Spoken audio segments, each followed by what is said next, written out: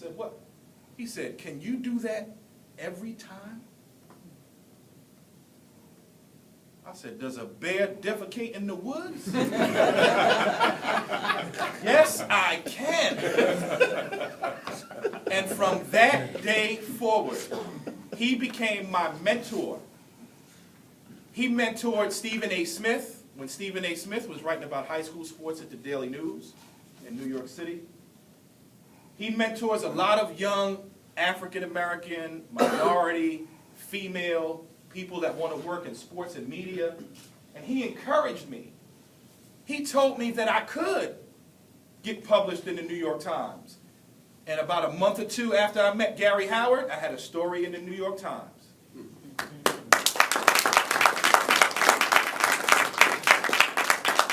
But I put the energy out there that this is what I wanted to do. And I made an effort to go introduce myself to this man and shake his hand. And we connected. Where everybody else I gave that story to, I doubt any of them probably even read it. But he took the time to read it. And to this day, he is my mentor, he is my friend. He is currently the editor-in-chief of Sporting News and based in Charlotte, North Carolina. And we talk at least once a week, if not more. And he always makes me believe that I can achieve whatever I can conceive in my mind. And that's so important because we need that. Because sometimes we hear all of the negative, right? You can't. Who do you think you are? Cedric, what makes you think you can be a graphic designer with your own business? That's ludicrous, right? That's what we hear. That's what we're bombarded with. But if you have one person that's telling you, I believe in you, there is power in you, you can do anything that you set your mind to, it is an unbelievable force that can propel you into the universe and toward greatness.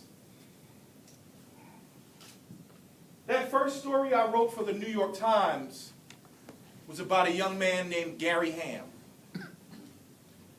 Gary was a superstar high school football player in New York City. He had recruiting letters from Syracuse, Wisconsin. He thought his exploits as an athlete were going to take him to college and to the National Football League, and all he had to do was score touchdowns and make interceptions and be the fantastic player that he was. When he was a young child, he was actually hit by a car. He was known around his housing project in New York City for always running around with a football in his hand, even when he was a little kid. And one day he darted out into the middle of the street with his football, and a car hit him. They took him to the hospital, and the doctor said, it is a miracle, told his mother, that this boy is alive.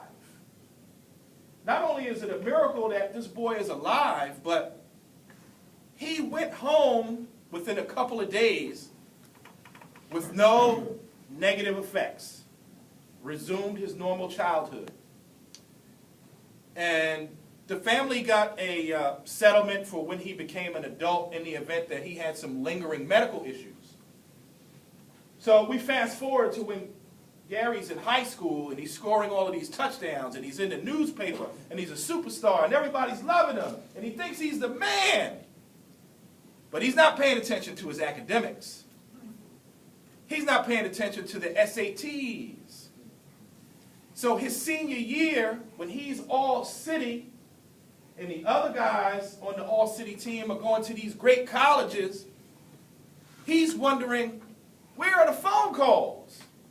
Where's the scholarship offers? He didn't handle his business in the classroom. So the next year when school starts, he's sitting at home in the projects and he's so upset with himself because he has a gift, not just athletically, but as a young man. He's a great young man. And he says, I can't do this. I can't sit here. I have to do something.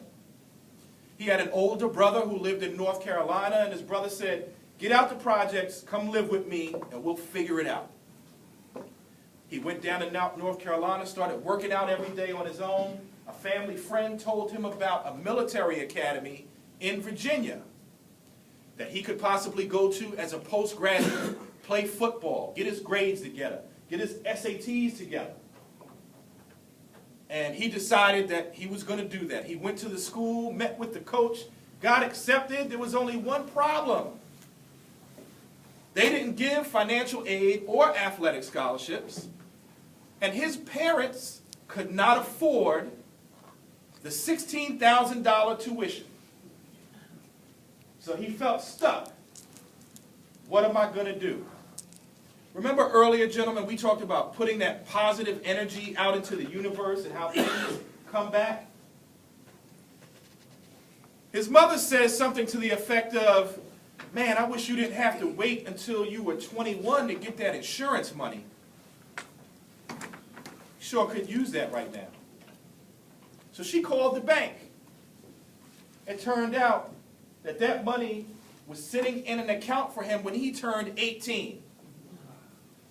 The exact amount that he needed to pay the tuition at the prep school was in the bank for him. Now, I don't know about you, but at 18 years old, if I had $16,000, man, listen. It wasn't going towards no school. I was going to be the flyest guy on the block. I was going to have the car, the girls, the